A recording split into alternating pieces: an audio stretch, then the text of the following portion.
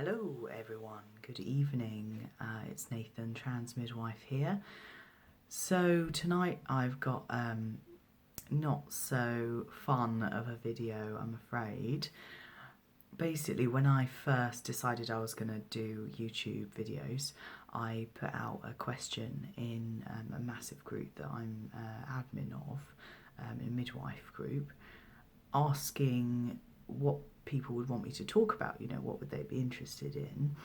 And a few of them commented asking if I'd ever experienced any discrimination while working as a midwife who's trans. And I couldn't, and it was like, that was the biggest question, and I couldn't answer that question because I hadn't started changing physically at that point, and also I was using a neutral nickname, which is Danny, so introducing myself as Danny, and that kind of meant that I basically told near enough no clients unless I felt super safe and they divulged something about them that was sort of LGBT or queer or something, and then I kind of used it as a hey, me too, you're not alone sort of thing. But yeah, so after several months of that, like, Danny was like this stepping stone, and then I got to a place where that wasn't feeling right anymore, and I really had accepted that I was a man inside and that I needed to acknowledge that and find my true name, which was Nathan. And I'd always known that since the age of 12. I actually chose it. So then I changed my name, and it was about the time that I'd sort of moved out to community. Well, it was a couple of months after I moved out to community, so I had to change it again with everyone again. That was so fun. Anyway, so all my colleagues started calling me Nathan, and like that kind of helps people to really try with the pronouns as well. So everyone sort of started, all my colleagues started calling me he, him, and everything. And then so I started to use the name with clients, and when I was booking them, I started to kind of, if they asked me about my name, I'd explain and I would tell them that I was trans.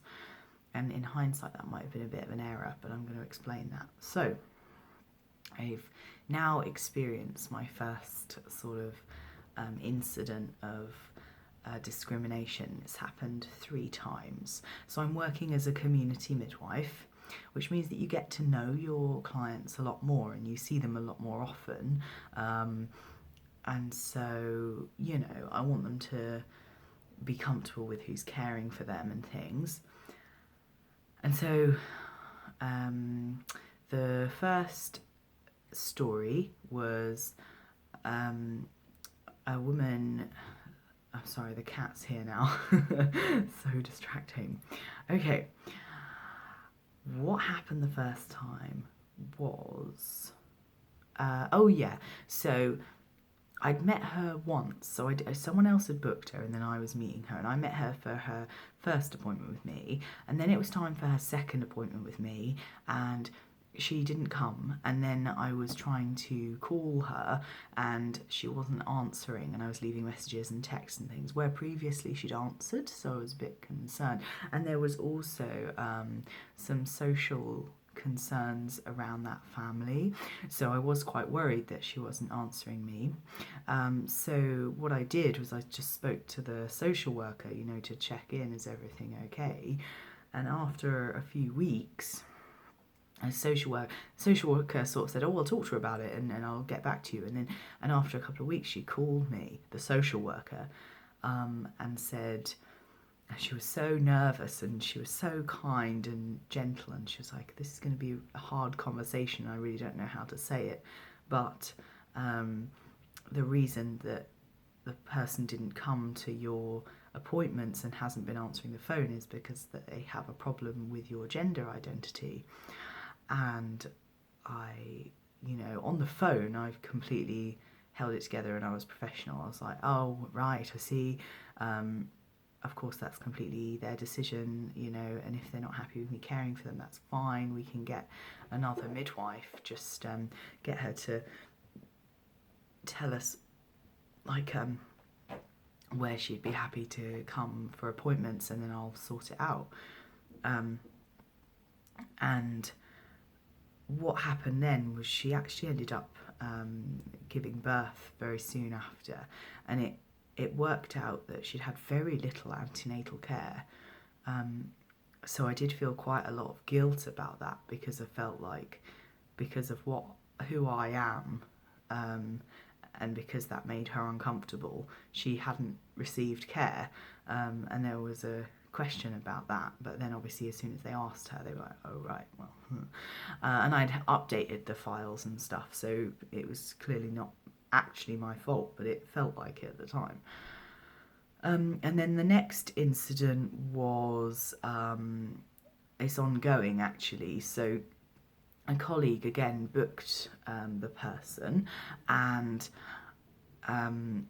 said that my name was Nathan, and then the woman had said, oh no, I'm not, I don't want a male midwife, which is fair, you know. And then my colleague, I'd given my colleagues instructions that if a woman had said, oh no, I don't want a male midwife, then go on to explain, well, this midwife is trans and has had his own children. I don't know if that makes you feel better or not, or whatever. And I give them that bit more, just because they haven't met me and they don't know that I'm nice, and you know, and they might be comfortable with that, so we might as well offer. And so that's what the midwife had said to the woman, and then the woman was like, oh, actually, I am okay with that. And so then she came to meet me, and she came to my clinic, and it was fine.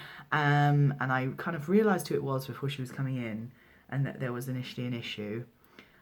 And she explained something as if her partner always came to appointments, and she explained that he wasn't at this appointment because he finds it weird that my name's Nathan. And that's how she said it. And again, there was the initial reaction is always guilt for me, because I was like, oh, I don't want him to not receive care and not receive the conversations that he should have with midwives because of me, and that fact that I make him uncomfortable. It's always in my head. It's always projected my fault, and I make him uncomfortable. And I said that to her, and I said, he can call me whatever he wants. I don't mind. I'd rather he had his care. And I offered, you can go to another midwife, and she said no, because I have no problem, and you're really nice, and I'll try and make him come. That's what she said. And I was like, okay. And it's just such an awkward thing. And then what prompted me to make this video was the most recent incident, and the most sort of extreme. So this time there was a woman who had booked with us, but then again was not attending much care, and she hadn't actually met me, just my colleague. And obviously it's our job to make sure that she knows that she can have appointments if she wants them, and that we recommend them, but she doesn't have to.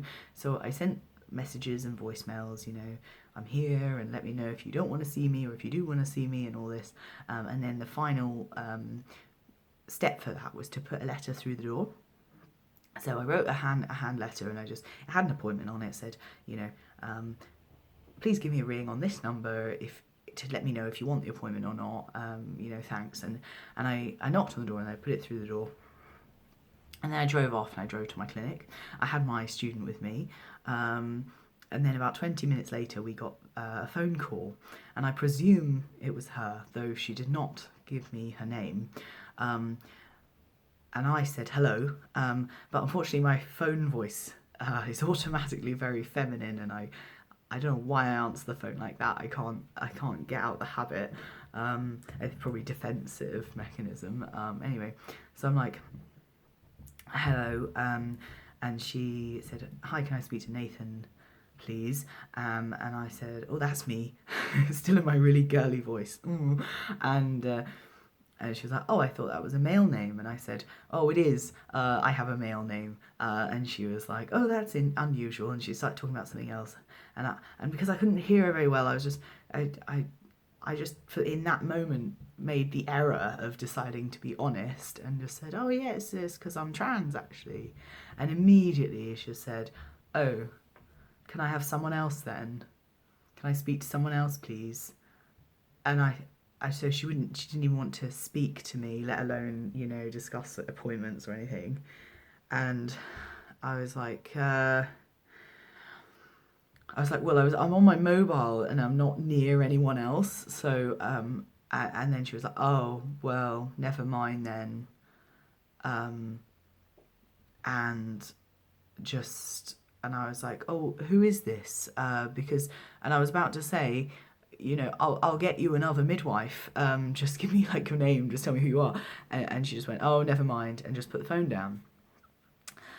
And so that was a big shock. And whenever it happens, I get the shakes, like really bad, and it's never happened because a woman hasn't liked me before. It doesn't feel like the same thing as someone just not liking me. I'm stroking their cat, by the way. Look, we could have. Oh yeah, that's it. Floyd makes everything better. So he's getting big. He's getting real big now. Yeah.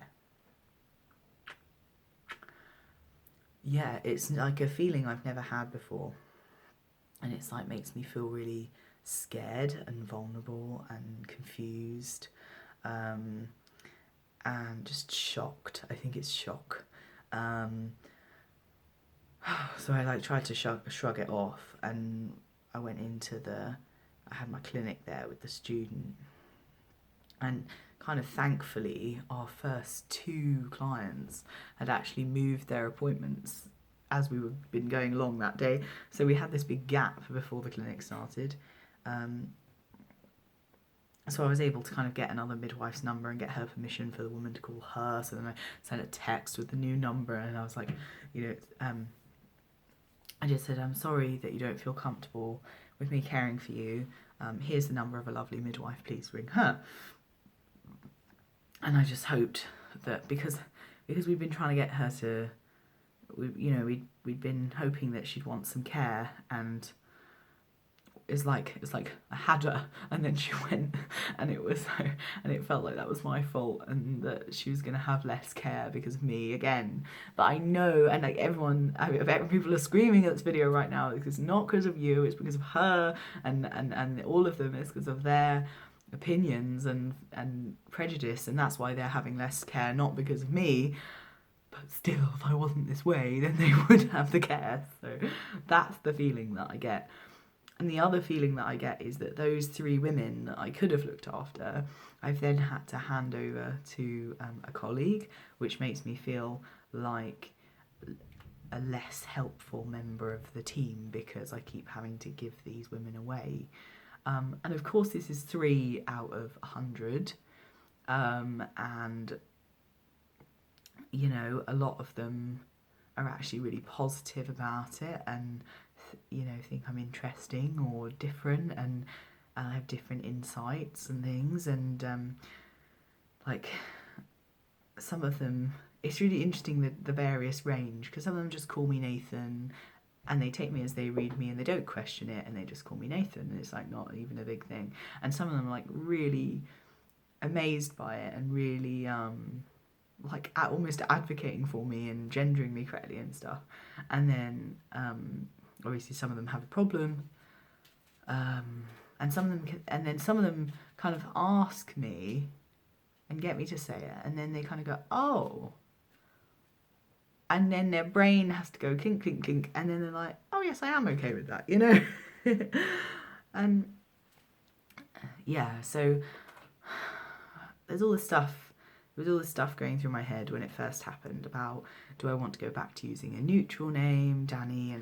And so I cried on the student, and she was really good. And if she's watching this, I just want to say thank you for holding me while I cried, and being such an advocate, such an ally for me in that moment.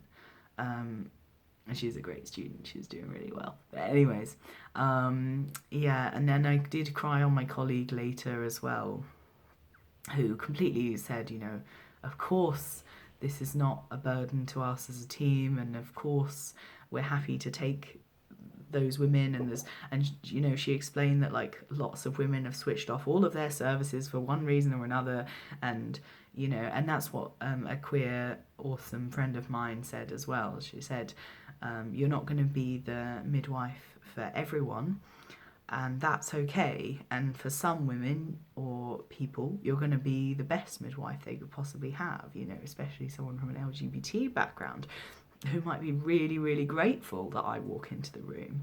And that's great too. And, you know, it's just going to be something that I need to navigate. But anyway, so I was saying to my colleague, it makes me want to think about like using Danny again and being neutral again, and so I'm not, because I'm kind of what I'm doing is putting it out there, and then that puts me at risk of having the bigotry and the rejection and that kind of stuff, and then I have to deal with the feelings. But I think that even with that, I think it is worth being honest and at least using my name. I did contact a friend of mine, another trans guy, midwife, so lucky to know another one in this country, and just kind of talked through what's been happening and asked him if he had any experiences or any advice. And he has never actually told clients that he is trans unless like they are as well. That's super appropriate. And I think maybe I need to stop using that word for now and just say my name's Nathan, and then if they question it, just say it's my chosen name, it makes me feel comfortable, rather than going into the fact that I'm trans and like you know, just like just saying that it's my name and not trying to explain it, and then they'll probably just forget about it, you know. But yeah, I don't feel comfortable using any other name now. It's my legal name, it's my name. I mean, it's on the Nursing and Midwifery Council records. Like, it would be wrong of me to give them another name as well. This is, you know, if they want to search for my PIN number, that's the name they've got to put in. So, yeah, I think I just need to keep being me and remember, again, I will face it sometimes. I'm not going to be the midwife for everyone, and that's got to be okay. And I do completely advocate for a woman's right to choose as much as the NHS can offer anyway. Who cares for her? And I'm so happy. And again, if they just didn't like me, fine, you know, you can have any midwife you want. It's because being trans is part of like this deep identity thing. It's like if someone switched off if you were gay, or you know, your ethnicity or anything. It's like the makeup of my human, and the fact that offends someone so much that they wouldn't want me to care for them just messes with me in such a deep psychological way. And it's something my colleagues can't quite get. Like, they can get that it's upsetting when someone switches off their service because they don't like them, but not quite that psychological deep shit. But that's okay, you know, they're still so supportive, and I'm so lucky to be in this team. And honestly, any time you're having a bad day, it's like, like squeeze around you and pick you up and wipe your tears away. And it's just, I feel so lucky to be in such an emotional profession, because everyone is just so caring and so attentive with each other.